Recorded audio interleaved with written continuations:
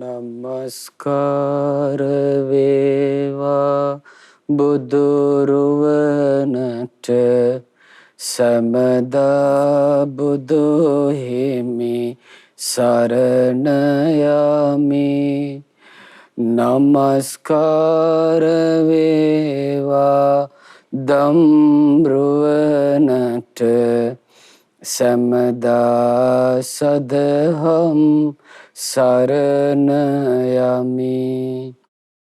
නමස්කාර වේවා සංඝරුවනට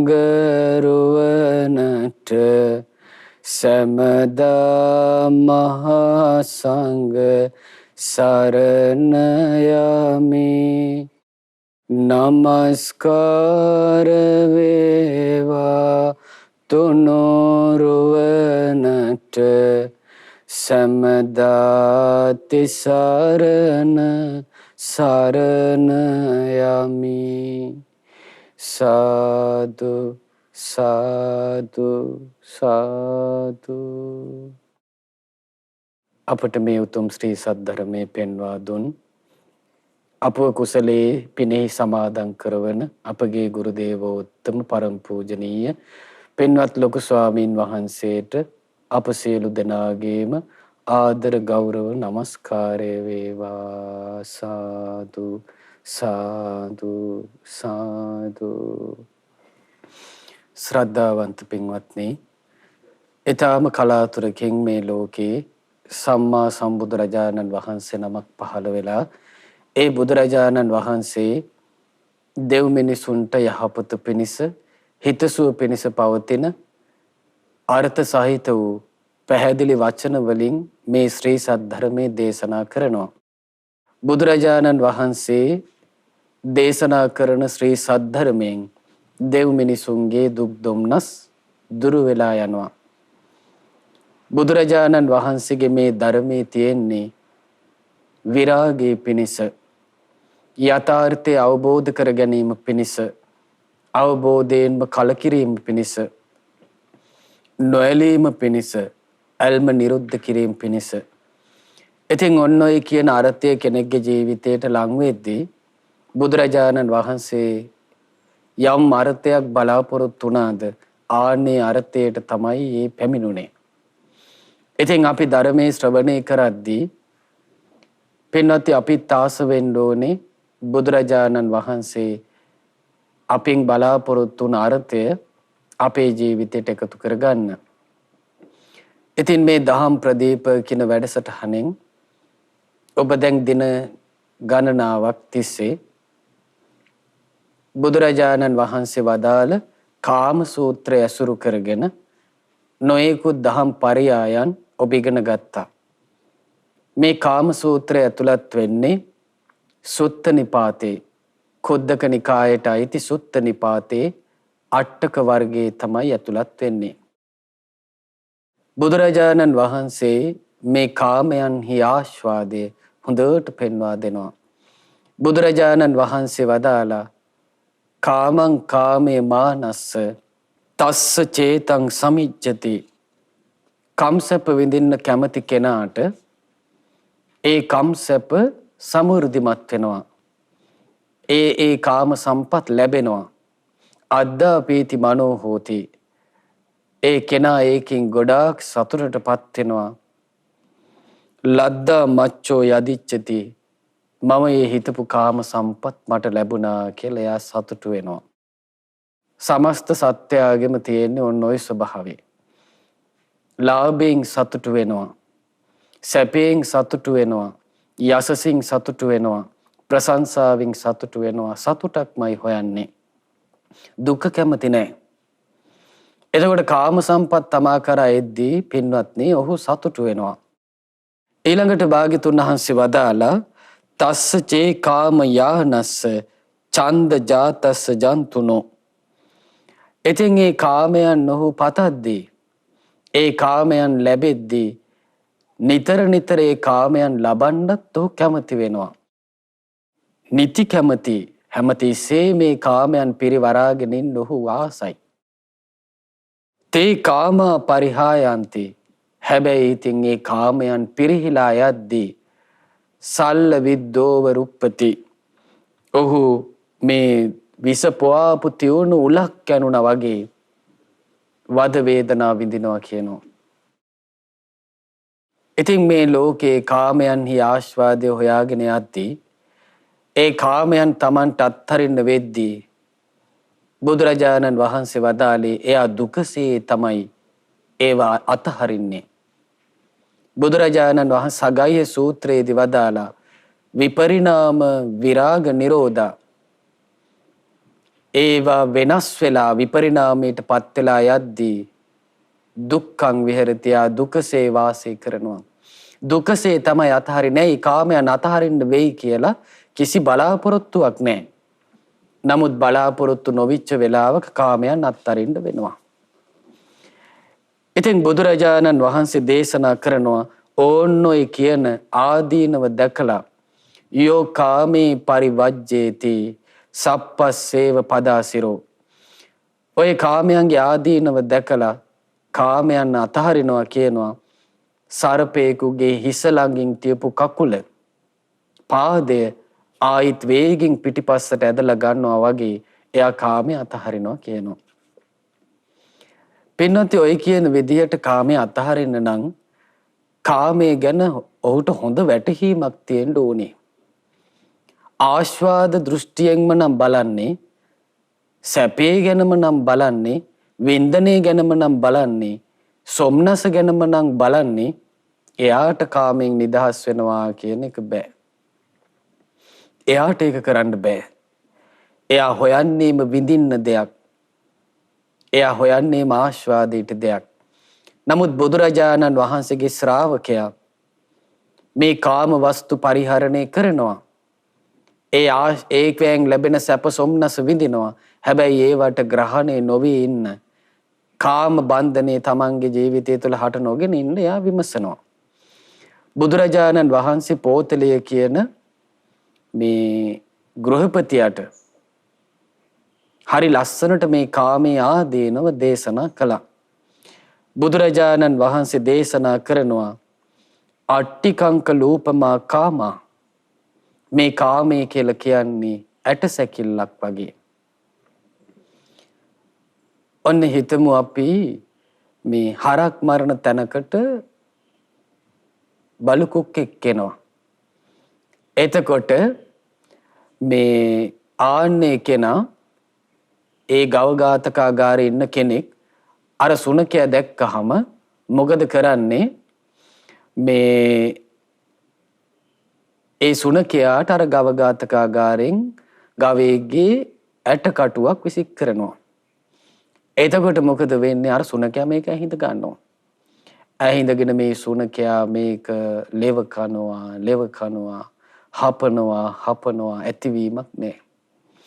දැන් අර ඇට කැබැල්ලේ තිබුණ යම් තැවරුණු ලේ කොටසක් තිබ්බද ඒකත් නැති වෙලා ගිහින් මේක හපද්දි අර සුනකයාගේ විදුරු මහ තුවාල වෙනවා. දැන් ඒකින් ලේ එනවා. මෙයා දන්නේ නෑ මේ තමන්ගෙම ලේ කියලා. ඒත් ලෙව කනවා. වෙහෙසටපත් වෙවි අර ඇට කැබැල්ල හපා ඒ ඇට කැබැල්ල ලෙව කමින් ඉන්නවා. බුදුරජාණන් වහන්සේ වදාළේ මේ කාමයන් ඇට සැකිල්ලක් වගේ කිසි අර්ථයක් නෑ. අන්න මේ ශ්‍රාවකයා විමසනවා අට්ටිකංක ලූපමා කාමා අපස්සාදා. බොහෝම අල්ප ආස්වාදයක් තියෙන බහු ආදීනව, මේ බොහෝ ආදීනව තියෙන දෙයක් තමයි මේ කාමය කියලා කියන්නේ. දැවිලි තැවිලි හටගන්න, සත්වයාව දබා හලු කරන දෙයක් තමයි කාමය කියන්නේ කියලා එයා විමසනවා. ඊළඟට ශ්‍රාවකයා විමසනවා මංස පේසූපමා කාමා බහු සාධාරණට්ඨේන. මේ කාමය කියන්නේ බොහෝ දෙනාට සාධාරණ එකක්. හැමෝම පතන්නේ කාමේ. ඒක නිසා මේ කාමයේ මාංශ පේශියක් වගේ, මස් වැදැල්ලක් වගේ. බුදුරජාණන් වහන්සේ වදාළ පින්වත් පෝතලිය උකුස්සෙක් මස් වැදැල්ලක් දැහැගෙන ආකාශෙ පියඹා යනවා. යද්දී මොකද වෙන්නේ? ඇයි කාමයේ හැමෝම පතනවනේ. දැන් අර උකුස්සන්ගේ ඔක්කොගෙම හිතේ තියෙන්නේ මසක් කන්නන් අද මසක් කන්නන් කියලා. ඉතින් අර උකුස්ස මස් වැදල්ල අරගෙන යද්දි වටේම ඉන්න උකුස්සෝ ඇවිල්ලා අර මස් වැදල්ල හොටින් ගත්ත උකුස්සට කොටන්න ගන්නවා. එතකොට මේ උකුස්සට බේරෙනවා නම් බේරෙන්න තියෙන්නේ මස් වැදල්ල අත්හැරීමෙන්මයි. දැන් මේ උකුස්ස මස් වැදල්ල අතහරිද්දී අනිත් උකුස්සෝ ටික මොකද කරන්නේ? අතහැරපු මස් වැදල්ලට රණ්ඩු වෙනවා. දැන් හොඳට බලන්න මිනිස් ලෝකෙත් තිනෝ කෙනෙක් යමක් අතහරිද්දී ඒක ගන්න කී දෙනෙක් පොර කනවද? දැන් ඒ කාලේ අම්බපාලි ගණිකාව නිසා රණ්ඩු සරුවල් ඇති වුණා. රජවරු රණ්ඩු වෙන්න ගත්තා. මස් වැදල්ලට පොර කන උකුස්සෝ වගේ ගෘහපතිවරු රණ්ඩු ඇල්ලුවා. සිටුවරු රණ්ඩු ඇල්ලුවා. අම්බපාලිව බෙදා ගන්න බැරුව. ඊට පස්සේ තමයි බිම්බිසාර රජුරු ඇයව නගර සෝබිනී තනතුරේ පිහිටෙව්වේ. දැන් බලන්න මේ කාමය කියලා කියන්නේ මස් වැදල්ලක් වගේ උකුස්සෝ රණ්ඩු අල්ලන මස් වැදල්ලක්. එහෙමනම් මේ කාමය කියලා කියන්නේ බොහෝ දෙනාට සාධාරණ එකක්. හැමෝම පතපතා ඉන්න එකක්. හැමෝම අල්ලගන්න බලන එකක්. හැමෝම රණ්ඩු අල්ලන එකක් කාමේ. ආන්නේ විදිහට විමසන්න කියනවා. ඊට පස්සේ බුදුරජාණන් වහන්සේ වදාලා පින්වත් පෝතලිය ශ්‍රාවකයා හිතන්න ඕනේ තිනුක්කූපමා කාමා අනුදහනට්ඨේනාති. පින්වත් පෝතලිය මේ කාමය කියලා කියන්නේ හුළු අත්තක් වගේ. දැන් හුළු අත්ත කියලා කියන්නේ පොල් අත්තේ අග කපලා ඒක තවත් පොල් කොලයකින් ගැට ගහලා ඒකේ කෙරවල දල්ව ගන්නවා. රාත්‍රී කාලෙට ගමනක් යන්න උවමනා වුණාම දැන් ඉස්සර ලයිට් නැති කාලේ මිනිස්සු හරියට පාවිච්චි කළා හුළු අතු. දැන් අද වර්තමානයේ නම් දකින්න නැති ගානයි. ඉතින් මේ හුළු අත් අල්ලගෙන ඉදිරියට යද්දී හුළඟ එනකොට ඒ ගිනි සැර අතට වදිනවා. ඇඟට වදිනවා. අත දැවෙනවා. තමන්ගේ ශරීරය දැවෙනවා. එතකොට එයාට ඒ උළු අත දැවෙද්දී ශරීරය දැවෙද්දී ඒ දැවිල්ලෙන් ගැලවෙන්න නම් පිච්චිල්ලෙන් ගැලවෙන්න නම් එයාර හුළු අත්ත අතහරින්න ඕනේ. ආන්නේ වගේ තමයි කාමයට ඇලිලා ඉන්න තාක්කල්, කාමයට ග්‍රහණය වෙලා ඉන්න තාක්කල්, කාම දාහයෙන් ඉන්න තාක්කල් ඒ කාමෙන් දැවෙනවා. එහෙනම් යම් කලකද කාමය අතහරින්නේ ඒ තාක්කල් කාමය අපුව දවනවා. එහෙනම් කාමය කියන එක අත්හැරීමෙන් තමයි මේ දාහයෙන් දැවෙන එකෙන් ගැලවෙන්න තියෙන්නේ. එහෙනම් තිනුක්කූපමා හුළු අත්තක් තමයි මේ කාමය කියලා කියන්නේ. අල්ලගෙන ඉන්න සෑම කෙනෙක්වම දවල දාන එකක්. බුදුරජාණන් වහන්සේ දේශනා කරනවා අංගාර කාසූපමා කාමා මහා පරිලාහනට්ඨේනාති. මේ කාමය කියලා කියන්නේ ගිනි අඟුරු වලක් වගේ මහා දැවිලි තැවිලි තියෙන එකක්. දැන් බලන්න ශාස්ත්‍රඥ වහන්සේගේ වචන කොයි තරම් ස්වාක්ඛාතද කියලා, මේ ධර්මයේ භාග්‍යතුන් වහන්සේ කොච්චර මනාකොට පෙන්වා දෙනවද කියලා. දැන් අපි මේ කාමයෙන් දැවෙනවා, තැවෙනවා, පිච්චෙනවා, එකිනෙකා රණ්ඩු අල්ල ගන්නවා. නමුත් අපිට මේ අපේ ලාමක සිතකින් අපි හිතුවොත් මේ උදාහරණ නම් අපිට වැටහෙන්නේ නැහැ. අපිට මොකාකර විකාරයක් තමයි මතක් වෙන්නේ. නමුත් ශාස්ත්‍රඥ වහන්සේ ඉලක්කයට පෙන්වා දෙනවා මෙන්න මේ වගේ කාමය කියලා. බුදුරජාණන් වහන්සේ වදාළ පින්වත් පෝතලිය සැප කැමති සුඛකාමා දුක්ඛ පටික්කුලා දුක පිළිකුල් කරන ජීවිතුකාමා ජීවත් වෙන්න කැමති අමරිතුකාමා මැරෙන්න අකමැති නොමැරී සිටින්න කැමති මිනිස්සේ ගමනක් යනවා. ගමනක් යද්දී ශක්ති සම්පන්න පුරුෂයෝ දෙන්නෙක් මෙයාව ඇල්ලුවා. ඔහොම හිටපන් කියලා. අල්ලලා මේ මිනිස්යාගේ අත් දෙකෙනුත් අල්ලගත්තා. කකුල් දෙකෙනුත් අල්ලගත්තා. හිටපන් උඹ මේ ගිනි අඟුරු වලට දාන්නම් කියලා දැන් අරගෙන යනවා. අරගෙන ගිහිලා අර ගිනි අඟුරු වලට දාන්න හදනවා. දැන් අර ගිනි අඟුරු වලේ මහා දාහයක් රස්නයක් එනවා. දැන් මේ මිනිස්සයා එහෙට නැවෙනවා, මෙහෙට නැවෙනවා, එහෙට ඇඹරෙනවා, මෙහෙට ඇඹරෙනවා, අතහරින්න කියලා කෑ ගහනවා, මාව දාන්න එපා කියලා කෑ ගහනවා. මේ මොකද්ද මේ ගෙනි අඟුරු වලින් නොඇටි බේරෙන්නයි ගිනි අඟුරු වලින් පැන ගණ්ඩයි මේ කෑ ගැහිල්ල. බුදුරජාණන් වහන්සේ වදාළ පින්වත් පෝතලිය ඔන්න ඔයි ගිනි අඟුරු වලක් වගේ කාමයේ දකින්න ඕනේ කියලා දේශනා කළා.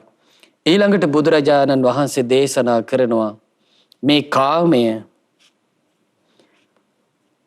සිහිනයක් වගේ සුපින කූපමා කාමා මේ කාමය සිහිනයක් වගේ. දැන් හිතමු අපි නිදාගෙන ඉන්නවා.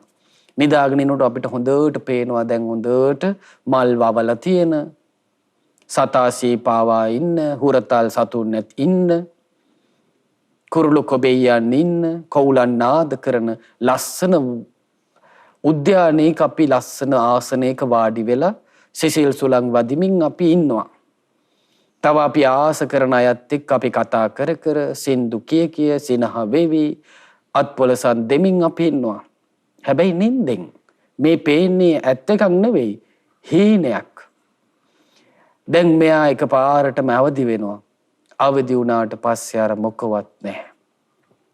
බුදුරජාණන් වහන්සේ දේශනා කරනවා ඒ කෙනා හීනෙන් දැකපු දෙයක් වගේ මේ කාමේ බලන්න. දැන් සමහර කෙනෙක්ගේ සිතුම් පැතුම් වලින් මේව අවසන් වෙලා යනවා. අරව කණ්ඩ බැරි වුණා මේව කණ්ඩ බැරි වුණා කියලා සිතුම් පැතුම් සිහින ලෝකයක්. නමුත් සැබෑ ලෝකයාට නෑ. ඉතින් මවාගෙන තමයි ඒක විඳින්න වෙලා තියෙන්නේ. බුදුරජාණන් වහන්සේ වදාළේ ඒකයි මේ කාමය සිහිනයක් වගේ. ඊළඟට බුදුරජාණන් වහන්සේ වදාලා යාචිත කූපමා කාමා తాවකාලික නට්ඨේනාති. පින්වත් පෝතලිය මේ කාමයන් අනුන්ගෙන් ඉල්ලගත් දෙයක් වගේ. දැන් සමහර අය මොකද කරන්නේ තව උත්සවයක් ආදී යෙදුනොත් වෙන කෙනෙක්ගෙන් හොඳ ඇඳුමක් ඉල්ල ගන්නවා. අනේ නංගියේ මෙහෙමයි මට උත්සවයක් තියෙනවා. නුඹේ ඇඳුමක් දියන් කියලා ඕන ඉල්ල ගන්නවා. නුඹේ මාලේ පොඩ්ඩක් මට දියන් මං උත්සවෙට ගිහින් ඇවිල්ලා දෙන්නම්. ඕම කියලා කාගෙන් හරි අපි හිතමු ඉල්ල ගත්තා කියලා. දැන් මෙයා මොකද කරන්නේ හොඳට සැරසිලා ඉන්නෙත් අර ඉල්ල ගත්ත දේවල් වලින්. කනකර ආභරණ විදිහට පළඳගෙන ඉන්නෙත් ඉල්ලගත් දේවල් වලින්. දැන් මෙයා උජාරුවට මහා ජනකාය මැද්දෙන් හොඳට ඇඳලා හොඳට පැළඳලා හරි ආඩම්බරෙන් මොකද කරන්නේ ගමනක් යනවා. යනකොට අයිතිකාරයාට පේනවා මෙයා තමන්ගේ වගේ දාගෙන යන්නේ. තමන්ගේ වගේ පැළඳගෙන යන්නේ. තමන්ගේ වගේ ඇඳගෙන යන්නේ කියලා තේරෙනවා. එතකොට මොකද වෙන්නේ? අර කෙනා කල්පනා කරන මේක ඉල්ල ගන්න ඕනේ. දැන් අර අයිතිකාරය ඇවිල්ලා මොකද කරන්නේ? අර ඇඳගෙන ඉන්නේ ඉල්ලනවා. ඔය ඇඳුම මගේනේ මට දැන් ඕනේ. ඔය ආභරණ මගේනේ දැන් ඒක මට ඕනේ කියලා මොකද කරන්නේ? එයා ඉල්ලනවා. දැන් ඉතින් මොකද වෙන්නේ? දෙන්න වෙනවා. හිතට හරි නෑ තමයි. නමුත් ඉතින් කාමයේ කියන එක අනුන්ගෙන් ඉල්ලගත් එකක් වගේ. දැන් බලන්න අනුන්ගෙන් ඉල්ලගත් දෙයක් දාලා යනවා වගේ තමයි අතහරිනවා වගේ තමයි අපිට මැරෙන්න වෙද්දී මේ ඔක්කොම අතහරින්න වෙනවා සැනකින්.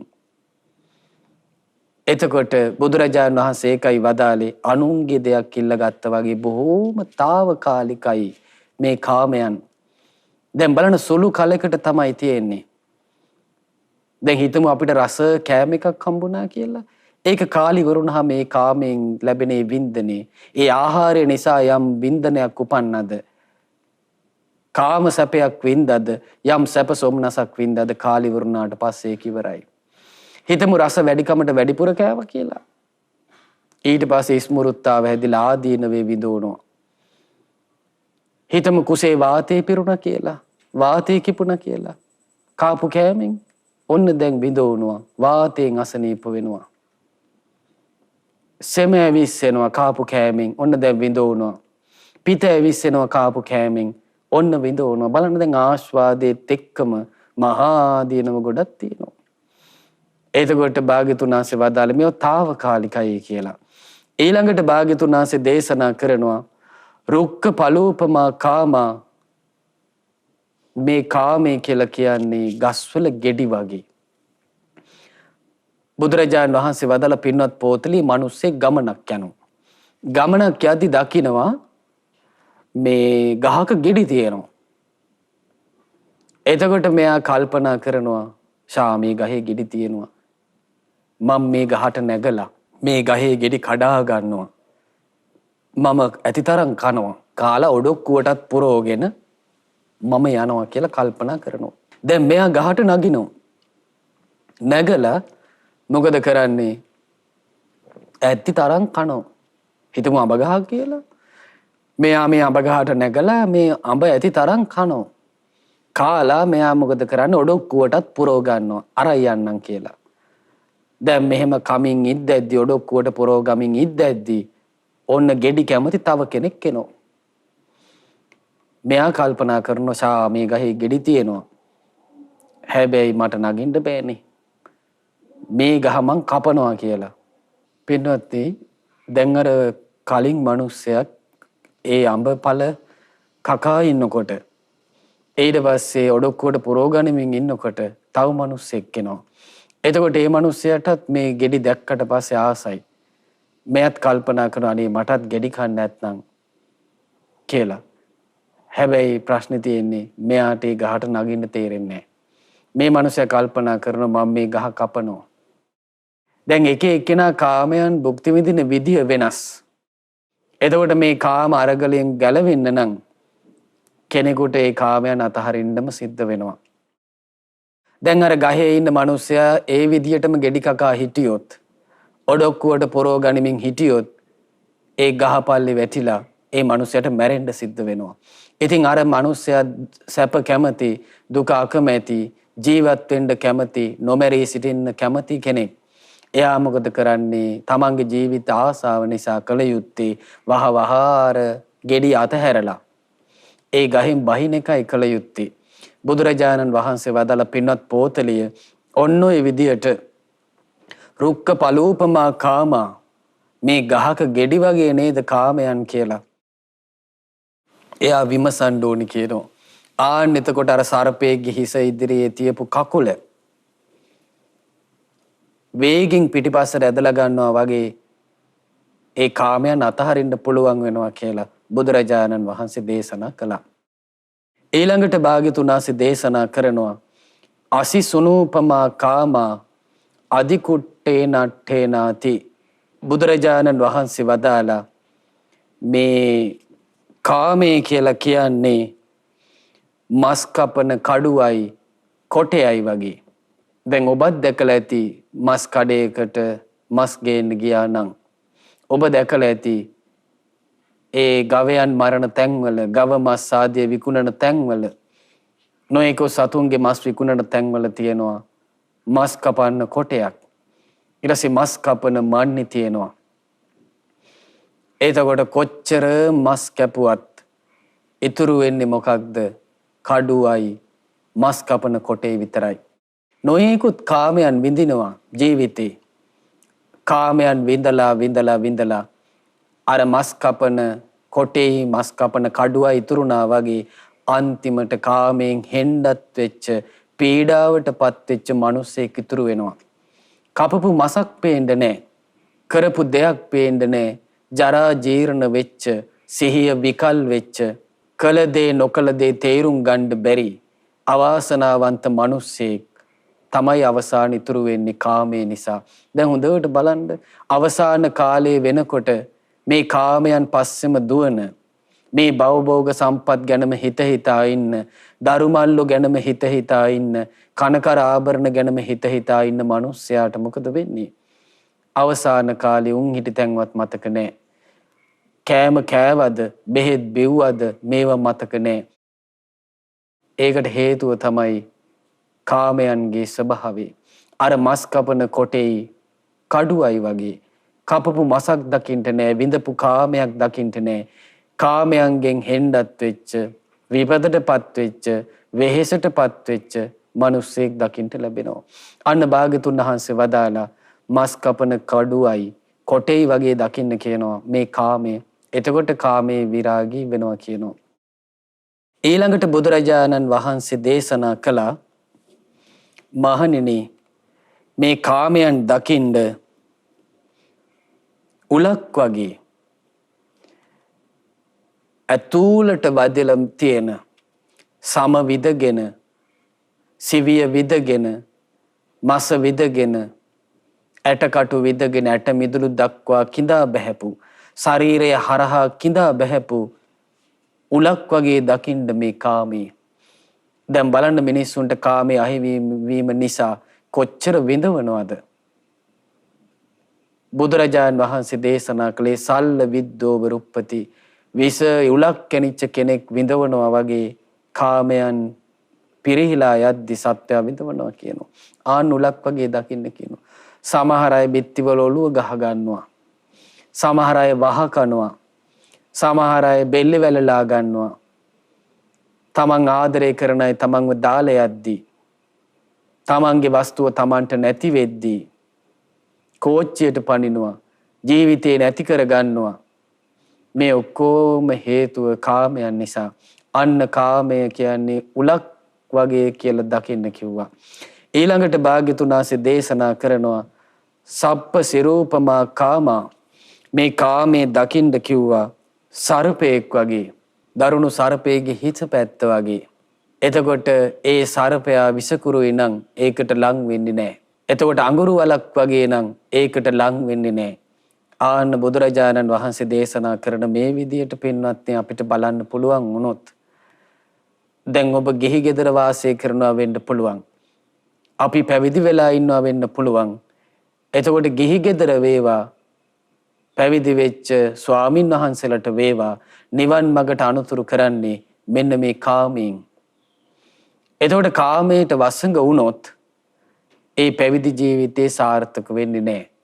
බඹසර ආදී උතුම් ගුණදහම්, සීල ගුණදහම්, ඉන්ද්‍රිය සංවරය ආදී දේවල් පුරුදු කරගන්න බෑ. ගිහි කෙනාටත් ගිහි ගෙදර වාසය කරමින් පංචශීල ප්‍රතිපදාවෙන් නිවන් මඟ පුරුදු කරගන්න ලැබෙන්නේ නැහැ. එහෙනම් හානියක්මයි තියෙන්නේ. බුදුරජාණන් වහන්සේ ගෝමේ පිණ්ඩික සූත්‍රයේ දේශනා කරනවා, පින්වත් මහණෙනි, මහා සුදස්සන සක්විති රජුරවන්ට ධර්ම කියන ප්‍රාසාදය ඇතුළු පාර්සාද 84000ක් තිබ්බා. ඒ ඔක්කොම අනිත්‍ය වෙලා ගියා. වෙනස් වෙලා ගියා, විපරිණාමයට පත් වුණා. ඒ වගේමයි මහා ව්‍යුහ කියන කූටාගාරය ඇතුළු කූටාගාර 84000ක් තිබ්බා. ඒ ඔක්කොම අනිත්‍ය වෙලා ගියා, වෙනස් වෙලා ගියා, විපරිණාමයට පත් වෙලා ගියා. ඒ මහා සුදස්සන රජුරවන්ට ආකාශචාරී, ආකාශ ගමන් ඇති හස්ති මාණික්‍ය ප්‍රමුඛ හස්තීන් 84000ක් හිටියයි. ඔක්කොම අනිත්‍ය වෙලා ගියා, වෙනස් වෙලා ගියා, අන්‍ය ස්වභාවයට පත් වෙලා ගියා. ඊළඟට වලාහක අශ්වයා ප්‍රමුඛ අශ්වයන් 84000ක් සිටියා. ඒ ඔක්කොම අනිත්‍ය වෙලා ගියා, දුකටපත් වුණා, දුක්ඛ ස්වභාවයට පත් වුණා, වෙනස් වෙලා ගියා. ඊළඟට භාග්‍යතුන් වහන්සේ දේශනා කරනවා, පින්වත් මහණෙනි, මහා සුදස්සන රජුරුව පවා මරණයට පත් වුණා, අනිත්‍ය වුණා, අන්‍ය ස්වභාවයට පත් වුණා. ඒ සුභද්‍රා දේවිය ඇතුළු අන්තපුර කුලාංගනාවන් 84000ක් මරණයට පත් වුණා, අනිත්‍ය වුණා, අන්‍ය ස්වභාවයට පත් වුණා. බුදුරජාණන් වහන්සේගේ ශ්‍රී හස්තයට පොඩි ගොම කෑල්ලක්, වේලිලා ගියපු ගොම කෑල්ලක් ශ්‍රී හස්තයට ගත්තා.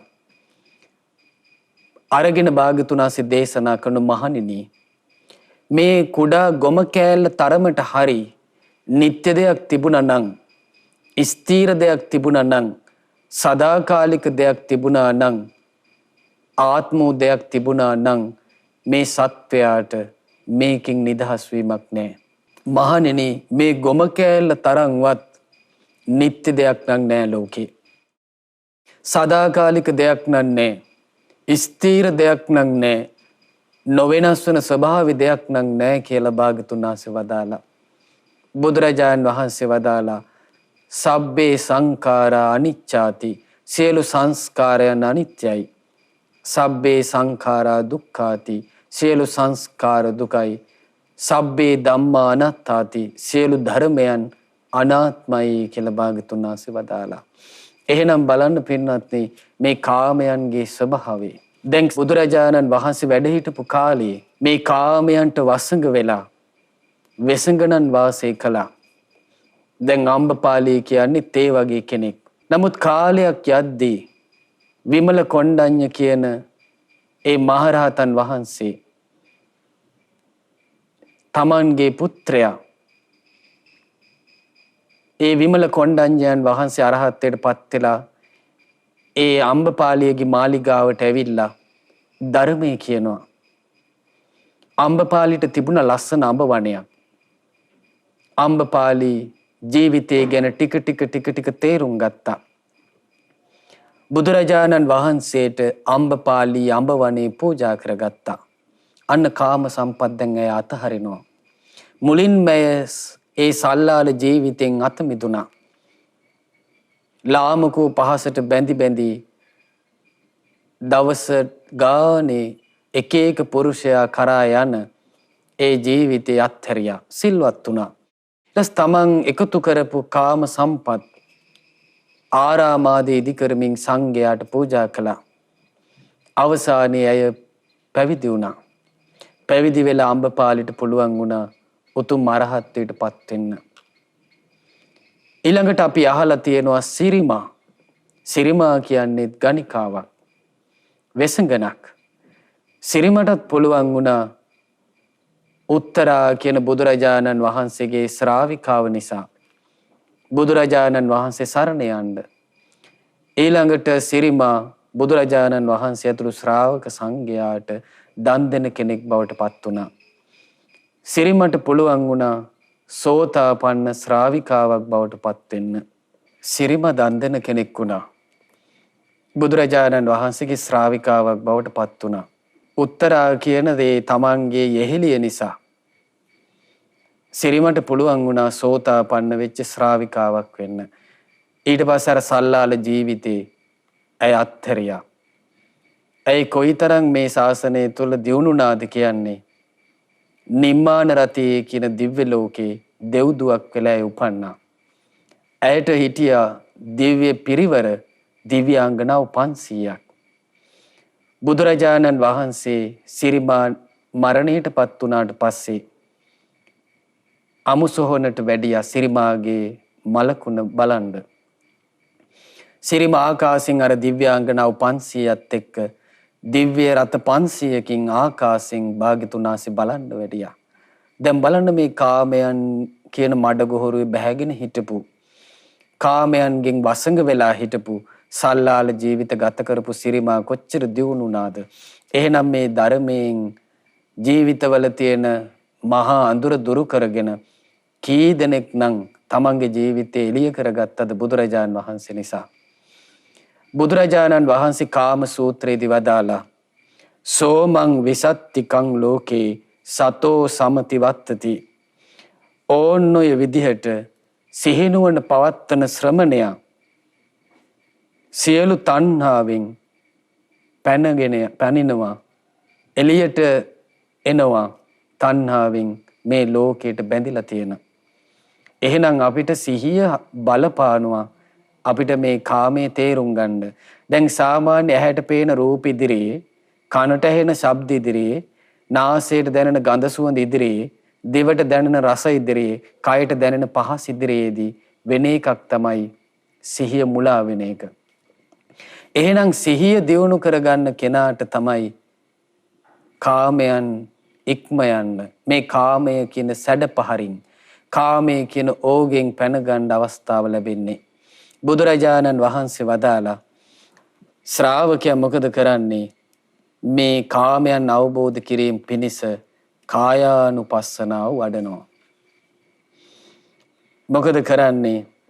ඒ කෙනා හොඳට මේ කයි මේ සතර මහා ධාතුත් සතර මහා ධාතුන්ගෙන් හටගෙන තියෙන මේ ශරීරයේ ඇත්ත බලනවා.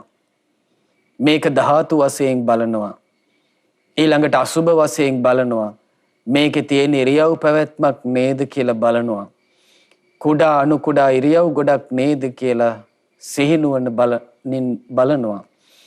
ඒ වගේම මලකුණකට අත්වෙන ඉරණම මේ ශරීරයටත් තුරුමයි නේද කියලා කායානුපස්සනාවෙන් සිහිය බලවත් කරනවා. එතකොට මේ භාවනා වඩන්න සම්මා සතිය තමයි වඩන්නේ. සම්මා සතිය වඩනකොට ඒ කෙනාට අවස්ථාව ලැබෙනවා අසුභ භාවනාවෙන්. ඊළඟට ධාතු මනසිකාර භාවනාවෙන්, ඉරියාපත භාවනාවෙන්, සති සම්පජඤ්ඤ භාවනාවෙන්, නවසීවතික භාවනාවෙන්, ආනාපාන සති භාවනාවෙන් ආදීන් ධානාගත සිතක් ඇති කරගන්න, සමාධිමත් සිතක් ඇති කරගන්න එයාට අවස්ථාව ලැබෙනවා. අන්න කාමයේ ඉක්ම යන තැන. එහෙනම් සිහියෙන් තමයි කාමයේ කියන සැඩපහරින් ගැලවෙන්න තියෙන්නේ. දැන් බලන්නකෝ දැන් රූපවාහිනී මාධ්‍ය ගොඩ තියෙනවා. එතකොට මේ සෑම එකක් ගැනම තමන් අවධානයෙන් ඒ යන නාට්‍ය බලමින්, චිත්‍රපටි බලමින්, ඒවැ යන සංගීත සම්දර්ශන බලමින් මිනිස්සු වාසය කරද්දී මිනිස්සු විඳිනවා විතරයි, අවබෝධ කරන්නේ නැහැ. එහෙනම් අපි වින්දනයෙන් සතුටු වෙනවා නම් කවදාවත් අපිට සිහිය දියුණු කරගන්න ලැබෙන්නේ නැහැ. එහෙනම් අපි සිහිනුවණින් යුක්ත වේවා බැහැර කරලා හිතමු කෙනෙක් ටෙලිනාට්‍ය බලන්න ඇබ්බැහි වෙලා හිටියා කියලා. චිත්‍රපටි බලන්න ඇබ්බැහි වෙලා හිටියා කියලා. සින්දු අහන්න ඇබ්බැහි වෙලා හිටියා කියලා. ඒ ඇබ්බැහියත් එක්ක අවබෝධයක් කරා යන්න විදිහක් නැහැ. එහෙනම් මොහොතකට හරි ඉන්ද්‍රිය දමනයකින් සිතකය වචනේ සංවර කිරීමකින් තමයි මේ කියන කායානුපස්සනාවට එන්න තියෙන්නේ. ඊළඟට භාග්‍යතුන් වහන්සේ වදාළ වේදනානුපස්සනාවත් එයා වඩනවා. චිත්තානුපස්සනාවත් වඩනවා. ධම්මානුපස්සනාවත් වඩනවා. ආන්නේ කෙනා මොකද කරන්නේ? සිහියෙන් යුක්තව මේ කාම සැඩපහර එක්ම යනවා කියලා භාග්‍යතුන් වහන්සේ දේශනා කළා. පින්වත්නි, බුදුරජාණන් වහන්සේ දේශනා කරනවා මේ කාමයේ සිහියෙන් අතහරින්න නම් ඒ කෙනාට බුද්ධානුස්සති සංඥාව වඩන්න කියලා. එතකොට යම් කිසි කෙනෙක් බුද්ධානුස්සති සංඥාව වඩනවා නම් ආන්නේ කෙනාගේ හිත මේ රාගයෙන් යට වෙන්නේ නැහැ. ද්වේෂයෙන් යට වෙන්නේ නැහැ. මෝහයෙන් යට වෙන්නේ නැහැ. යම් කාම විතරක තිබුණා නම් ඒ කාම විතරක සංසිඳී යනවා. ව්‍යාපාද විතරක තියෙනවා නම් ඒවා සංසිඳී යනවා. අවිහිංසා විතරක තිබුණා නම්, විහිංසා විතරක තිබුණා නම් ඒක සංසිඳී යනවා. අකුසල් විතරක සංසිඳිලා ආන්නේ කෙනාට පළවෙනි ධානයේට සමවදින්න බුද්ධානුස්සතියෙන් උපකාර ලැබෙනවා. එතකොට නිරන්තරයෙන් අපිට තියෙන්න ඕනේ අනුස්සති භාවනා පුරුදු කරන බවක්. බුදුරජාන් වහන්සේ අරබයා කල්පනාව පවත්වන්න පුළුවන් කමක්. ඊළඟට භාග්‍යතුන් වහන්සේ වදාළ ධම්මානුපස්සනා වඩන ශ්‍රාවකයාටත් ලාමකෝ කාම විතරක සංසිඳේ ගෙහින්, අකුසල් විතරක සංසිඳේ ගෙහින් පළවෙනි දෙවෙනි ආදී ධාන සමත භාවනාවෙන් ධානගත වෙන්න යාටත් පුළුවන්. ඊළඟට සංඝානුස්සති භාවනාවෙන් සාරිපුත්ත මොග්ගල්ලාන මහා කස්සපාදී මුනිවරුන්ගේ පටන් අෂ්ටාරි පුද්ගල මහා සංඝරත්නේ නොපිරිහෙන ගුණ කදම්බේ සිහි කරනවා නම් සුපටිපන්න, උජුපටිපන්න, ඥායපටිපන්න, සාමිචි පටිපන්න ආදී ඒ ආර්ය සංඝ ගුණ සිහි කරනවා නම් ආන්‍යයාගේ හිතත් මේ අකුසල් විතරකයන්ගෙන්, කාමයන්ගෙන් යට වෙන්නේ නැතුව එයාටත් පුළුවන්කම තියෙනවා සංසිඳුණු සිතින් වාසය කරන්න. එහෙනම් යම් මගකින් එයාගේ හිත තැම්පත් වෙනවා නම්, සමාධිමත් වෙනවා නම් ආන්න එතන තමයි කාමයන්ගෙන් නිදහස් වෙන තැන. දැන් කාමයන්ගේ ස්වභාවය තමයි හිත අවුස්සලා දානවා. හිතේ විපිලිසර බව හට ගන්නවා. කෙලිස් බහුල කරනවා. වේගවත් සරාගී සිතුවිලි ඇති කරනවා. ඒ තමන් කැමති දේ තමන්ට ගන්න බැරි වෙනකොට, තමන් අකමැති දේ තමන්ට ලං වෙනකොට මොකද වෙන්නේ? ලොකු ගැටීමක් එනවා. වේගවත් තරහ සිතුවිලි එනවා. එහෙනම් මේ ඇලීම් ගැටීම් වලින් නිදහස් වෙලා හිත කුසල් අරමුණක සංසිඳවනකොට, සංසිඳවමින් වාසය කරනකොට ඒ කෙනාට සමාධියක් අත්දකින්න පුළුවන්. බුදුරජාණන් වහන්සේ සමාධිය කියලා වදාළේ කුසල් සිතක එකඟ බව. එහෙනම් බුද්ධානුස්සතිය කුසල් සිතක්, ධම්මානුස්සතිය කුසල් සිතක්, සංඝානුස්සතිය කුසල් සිතක්, ආන්නේ කුසල් සිත පවත්තනකොට හිත එකඟ වෙනවා නම් ආන්න ඒක තමයි සමාධිය කියන්නේ. ඒ සමාධිමත් හිතේ කාමයේ රඳින්නේ නැහැ. බුදුරජාණන් වහන්සේ වදාලා මේ කාම සැපයත් සමාධි සැපයත් අහසට පොළොව වගේ ඊටාම දුරයි කියනවා. කාමයෙන් ලැබෙන්නේ නීච සැපයක්, අසුචි සැපයක්. සමාධියෙන් ලැබෙන්නේ ප්‍රණීත සැපයක්. දැන් බලන්න ඔය සංගීත සම්දර්ශන වලට, ප්‍රිය සම්භාෂණ වලට, විනෝද චාරිකා වලට මිනිස්සු ගියාම මොකද වෙන්නේ? කයට වෙහෙසක්මයි, හිතට වෙහෙසක්මයි. කෙහෙල් කඳන් කපලා දැම්ම වගේ ඇවිල්ලා ඔයේ මැදට වැටෙනවා මට හරි මහන්සියි කියලා. කාමයේ කියන්නේ වෙහෙස උපදවන එකක්. නමුත් සමාධිය කියලා කියන්නේ වෙහෙස සංසිඳවන එකක්.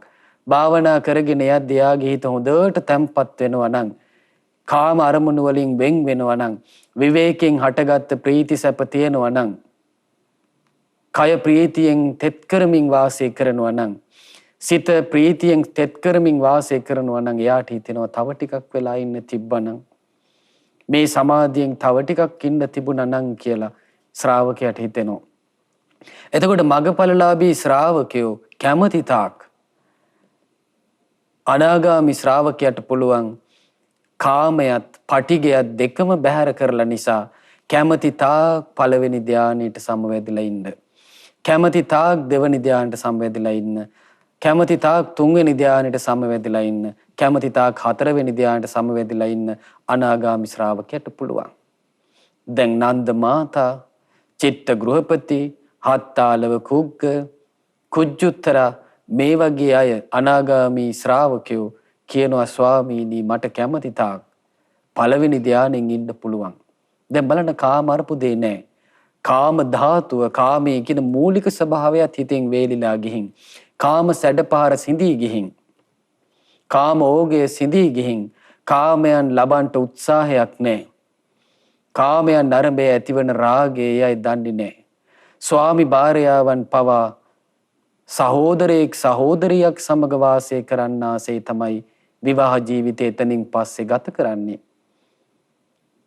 අත්‍යන්ත බ්‍රහ්මචාරී ගිහි ගෙදර ඉන්න ගිහි කෙනා පවා බඹසර සීලෙහි බැස ගන්නවා. එතනින් එහාට බඹසරෙහි කිලුටක් නැහැ. මිනිස් ලෝකේ වාසය කරනවා බ්‍රහ්මයන්සේ. මේ කාමභෝගීව හිටපු ගිහි අය.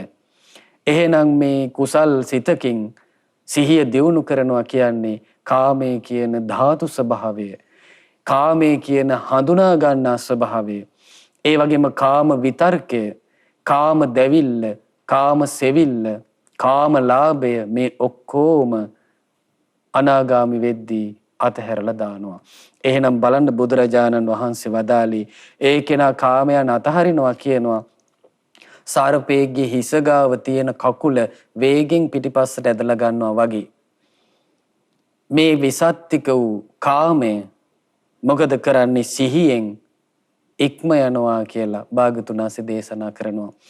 එහෙනම් පින්වත්නි, බුද්ධානුස්සති, ධම්මානුස්සති, සංඝානුස්සති ආදී අරමුණු සිහි කරනවා වගේම ඔබ ගාව තියෙනවා සුරකින්න සිල්පද. එහෙනම් ඔබට කාමයන් ඉක්ම යන්න සීලේ සිහි කරන්න පුළුවන්නේ. දැන් ඔබට සිහි කරන්න පුළුවන් ප්‍රාණඝාතය කරන ලෝකේ මම ප්‍රාණඝාතය අත්හැරලා ඉන්නේ. සොරකම් කරන ලෝකේ මම සොරකම අත්හැරලා ඉන්නේ. අනාචාරي හැසිරෙන තමන්ගේ ස්වාමියා තමන්ගේ බිරිඳ ඉක්ම යන ලෝකේ මම මගේ බිරිඳගෙන් පමණක් සතුටු වෙන කෙනෙක් නේ. මම මගේ ස්වාමියාගෙන් පමණක් සතුටු වෙන කෙනෙක් නේ. ධාර්මික ජීවිතයක් ගත කරන කෙනෙක් නේ. මම වැරදි කාම සේවනයෙන් වෙන් වෙච්ච කෙනෙක් නේ කියලා සීලානුසති වඩන්න පුළුවන් නේ. බොරු කියන ලෝකේ මම බොරුවෙන් වෙන් වෙච්ච කෙනෙක් නේ.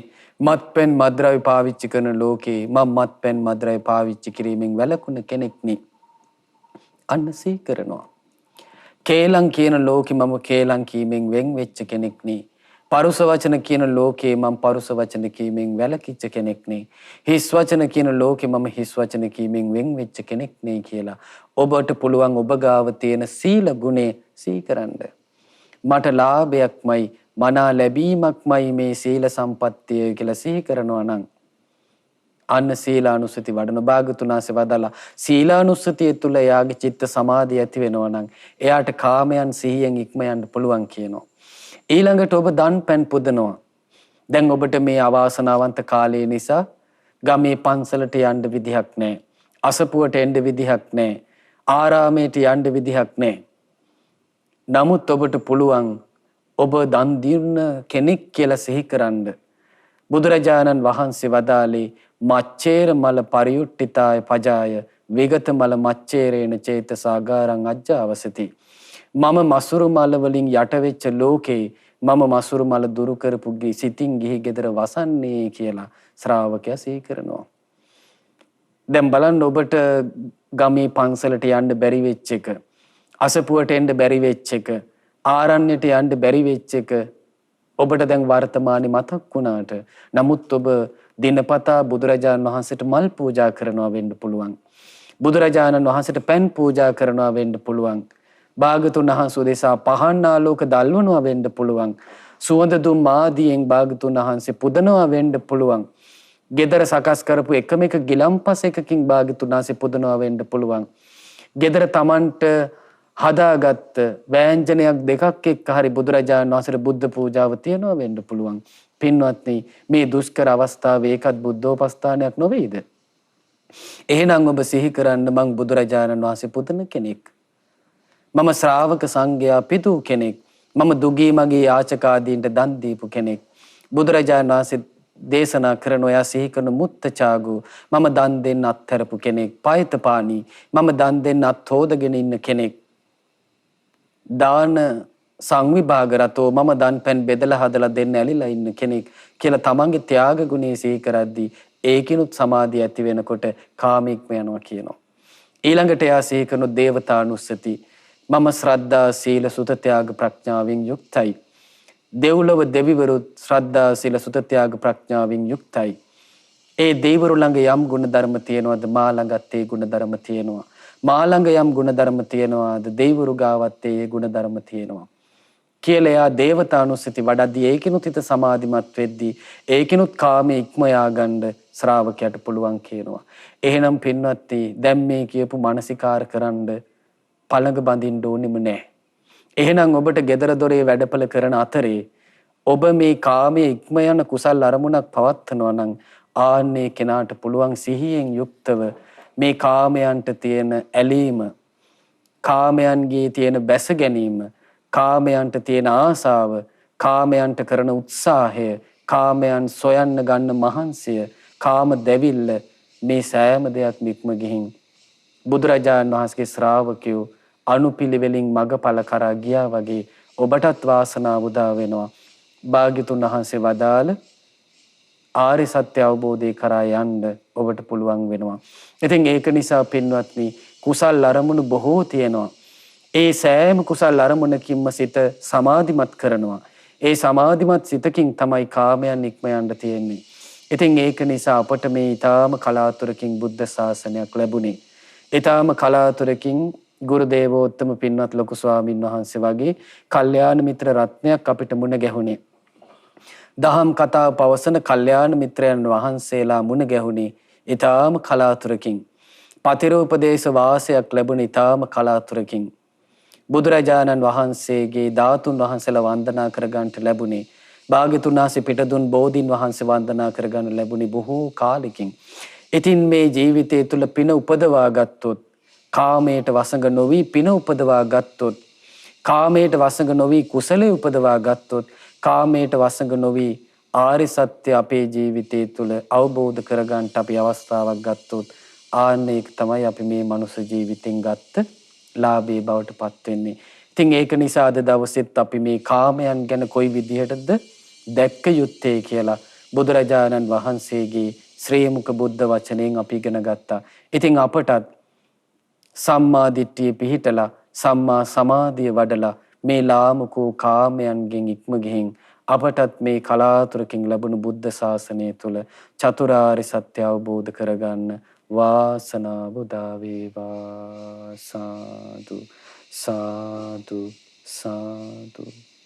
අද දවසේ දහම් ප්‍රදීප සදහම් දේශනාව සඳහා අනුග්‍රහය දක්වන්නේ නොම්බර 110B අංක 13 ලක්මිනී උයන අමුණු ගොඩ ඉඹුල් ගොඩ යන ලිපිනේ පදිංචි 5 වන ජන්මදිනයේ යෙදුන ලියෝනී යුකිත්මා ජයකොඩි දියණියට සහ 36 වන ජන්මදිනයේ සමරන එරංග ජයකොඩි පියාණන්ට සෙත් පැතීම පිණිස එම දියණියගේ විදේශගතව සිටින දෙමව්පියන් වන උදාරි කෞශල්‍යා මෑණියන් සහ එරංග ජයකොඩි පියාණන් විසින් ඒ පින්වතුන් බලාපොරොත්තු වෙනවා මේ රැස් කරපු පින ලියෝනී යුකිත්මා ජයකොඩි දියණියටත් 36 වන ජන්මදිනයේ සමරන එරංග ජයකොඩි පියාණන්ටත් නිදුක් නිරෝගී සුවපත් භාවය ප්‍රාර්ථනා කරගෙන පුණ්‍යානුමෝදනා කරන්න.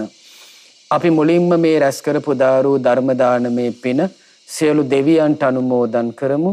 සක් දෙවිඳුන් සතරවරම් දෙවිවරුන් සෙන්පති දෙවිවරුන් ප්‍රදාන පොළොවාසී දෙවියන්ගේ පටන් අකනිටා බඹලොවතෙක් වැඩ සිටින සියලු දිව්‍ය බ්‍රහ්ම නාග සමූහය අනුමෝදන් වෙත්වා. ඒ සියලු දෙනා ශ්‍රද්ධා සීල සුත ත්‍යාග ප්‍රඥා යන සේක බල ධර්මයන්ගෙන් වැඩිත්වා ආයු වර්ණ සැප බලයෙන් වැඩිත්වා. සියලු දෙවියන්ගේ ධාර්මික රැකවරණ ඔබ අප සියලු දෙනාට නොඅඩුව සලසා දෙත්වා.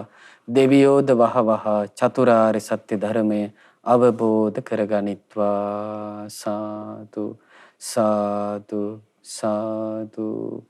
ඒ වගේම රැස් කළ මේ පින මේ උතුම් දහම් දායාදය අප ජීවිතවලට ලං කළ අපගේ ගුරු දේවෝත්තම පරම පූජනීය පින්වත් ලොකු ස්වාමීන් වහන්සේට අනුමෝදන් වෙත්වා. මේ පුණ්‍යානුභාවයෙන් ගුරු දේවයන් වහන්සේ නිදුක් වෙත්වා නිරෝග වෙත්වා සුවපත් වෙත්වා දීර්ඝායු ශ්‍රී සම්පත් ලබත්වා. ගෞතම බුදු සසුනේම සුවසේ උතුම් චතුරාර්ය සත්‍ය ධර්මය අවබෝධ කරගන්න වාසනාව උදා වේවා. සාදු සාදු සාදු. ඒ වගේම රැස් කළ මේ පින 5 වන උපන්දිනයේ යෙදුන ලියෝනී යුකිත්මා ජයකොඩි දියණියට මේ පින් අනුමෝදන් වෙත්වා. 36 වන ජන්මදිනයේ සමරන පින්වත් එරංග ජයකොඩි පියාණන්ට මේ පින් අනුමෝදන් වෙත්වා. ඒ වගේම විදේශගතව සිටින දෙමව්පියන් වන උදාරි කෞශල්‍යා ඒ මෑණියන්ටත් එම පියාණන්ටත් මේ පින් අනුමෝදන් වෙත්වා. ඒ පවුලේ සෑම සියලු දෙනාටම මේ පින් අනුමෝදන් වෙත්වා. අද මේ ධර්ම දේශනාවට දායකත්වයේ දරණ නන්නයිරින් උදව් උපකාර කරන සෑම සියලු දෙනාටත් මේ පින අනුමෝදන් වෙත්වා. සියලු දෙනා නිදුක් වෙත්වා නිරෝග වෙත්වා සුවපත් වෙත්වා දීර්ඝායු සම්පත් සැලසේවා. තුනුරුවනේ අනන්ත ආශිර්වාදයක් දෙවියන්ගේ දිව්‍ය රැකවරණයත් නිරන්තරයෙන් ජීවිතවලට සැලසේවා. සියලු දෙනාටම ගෞතම බුද්ධ ශාසනයේ බොහෝ පුණ්‍ය ධර්මයන් කුසල ධර්මයන් රැස් කරගෙන උදාරෝ ගුණ සම්පත් දියුණු කරගෙන චතුරාර්ය සත්‍ය ධර්මය අවබෝධ කරගන්න වාසනාව උදා වේවා. සාදු සාදු සාදු. ඒ වගේම රැස් කළ මේ පින පින්වත් උදාරි කෞශල්‍යා මහත්මියත් එරංග ජයකොඩි මහත්මාත් නමින් මේ ජීවිතයේ තුලත් මිය පරලොව ගිය සංසාරේ පුරාවටත් මිය පරලොව ගිය සියලු ඥාතීන් අනුමෝදන් වෙත්වා. අද දවසේ මේ ධර්මයේ ශ්‍රවණය කරන ඔබ සියලු දෙනා නමින් මියගිය සියලු ඥාතීන් මේ පින් අනුමෝදන් වෙත්වා. මේ කොරෝනා වෛරසයේ හේතුවෙන් මිය පරලොව ගිය ලංකාවාසී ලෝකවාසී සියලු දෙනාටත් මේ පින් අනුමෝදන් වෙත්වා. සියලු දෙනාගේ පරලොව ජීවිත සැපවත් වෙත්වා සුවපත් වෙත්වා අමා මහ නිවනින් සැනසෙත්වා. සාදු සාදු සාදු. ඒ වගේම රැස් කළ මේ පින මහමෙවුනා වාසී සියලු පින්වත් ස්වාමීන් වහන්සේලාටත් ලංකාවාසී ලෝකවාසී ගෞතම සසුනේ පිළිවෙත් පුරන උතුම් සංගරුවනට මේ පින් අනුමෝදන් වෙත්වා. අනගාരികා මෑණියන් වහන්සේලාටත් අනගාരിക දූපුතුන්ටත් මේ පින් අනුමෝදන් වෙත්වා. ශ්‍රද්ධා මාධ්‍ය ජාලයේ සියලු පින්වතුන්ටත් ශ්‍රද්ධා මාසික ධර්ම දාන සමාජික සියලු පින්වතුන්ටත් මේ පින් අනුමෝදන් වෙත්වා. අද දවසේ මේ උතුම් ශ්‍රී සද්ධර්මයේ ශ්‍රවණය කළ ඔබ සෑම සියලු දෙනාටම මේ පින අනුමෝදන් වෙත්වා. විශේෂයෙන් කොරෝනා රෝගයෙන් රෝගාතුරව සිටින සියලු දෙනාට මේ පින අනුමෝදන් වෙත්වා. ඔබ අප සෑම සියලු දෙනාටම තුනුරුවනේ අනන්ත ගුණානුභාව බලයෙන් දෙව් රැකවරණින් නිදුක් නිරෝගී සුවපත් භාවයේ තිරජීවනයේ සැලසේවා. සුවසේ පින් දහම් රැස් කරගන්න ශක්තිය ධෛර්යය වාසනාව උදා වේවා. ගෞතම බුදු සසුනේ සුවසේ උතුම් චතුරාර්ය සත්‍ය ධර්මය අවබෝධ කරගන්න වාසනාව උදා වේවා. සාදු සාදු සාදු. සියලු දෙනාට තෙරුවන් සරණයි. නමෝ බුද්ධාය. මෙවැනි වටිනා ධර්ම දේශනා ශ්‍රවණය කිරීමට ශ්‍රද්ධා ඩේලි YouTube චැනලය සබස්ක්‍රයිබ් කරන්න.